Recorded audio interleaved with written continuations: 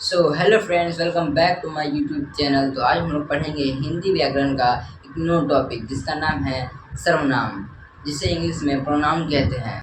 तो ये है सर्वनाम का पार्ट 1। तो इस वीडियो में हम पढ़ेंगे सिर्फ कि सर्वनाम किसे कहते हैं और इसके कितने भेद होते हैं। तो यहाँ देखिए, सर्वनाम संज्ञा के स्थान पर प्रयोग किए जाने वाला शब्द सर्वनाम कहलाता है। यानी संज्ञा के स्थान पर जो भी शब्द हम प्रयोग करते हैं तो उसे क्या कहते हैं? सर्वनाम कहते हैं। जैसे मैं हो गया, तुम, वह, उसे आदि। सर्वनाम के 6 भेद होते हैं। पहला, पुरुषवाचक सर्वनाम किसी व्यक्ति के नाम पर प्रयोग होता है।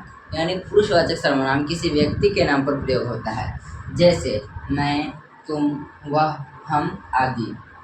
दूसरा है निजवाचक सर्वनाम, जो स्वयं यानी खुद पर किए गए कार्यों को दर्शाता है।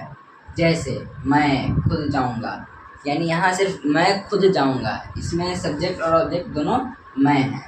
तो तीसरा है प्रश्नवाचक सर्वनाम, जिनसे प्रश्न पूछा जाता है, यानी जिसमें क्वेश्चन हो यानी प्रश्न हो, तो उसे क्या कहेंगे? प्रश्नवाचक सर्वनाम कहेंगे। जैसे क्यों, कहाँ और क्या।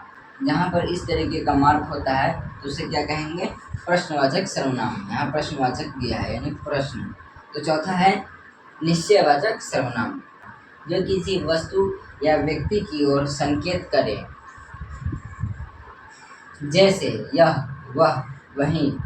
तो यहाँ एक जैसे में है, यह एक किताब है, तो यहाँ जो है यह, तो ये हो गया निश्चयवाचक सर्वनाम, यानी एक निश्चित किस चीज़ के बारे में कर रहा है? वस्तु या व्यक्ति के बारे में दर्शाया जा रहा है, यहाँ पर संकेत कर रहा है, इसलिए हम इसे कहेंगे निश्चयवाचक सर्वनाम।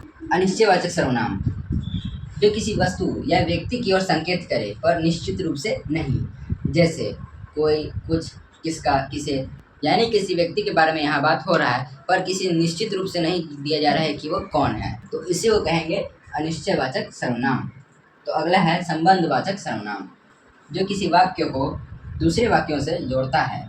जैसे जो, जिसे, जिसका आदि। यानी किसी एक वाक्य को दूसरे वाक्यों से जोड़ने का काम करता है, तो उसे क्या कहेंगे? संबंधवाचक सर्वनाम।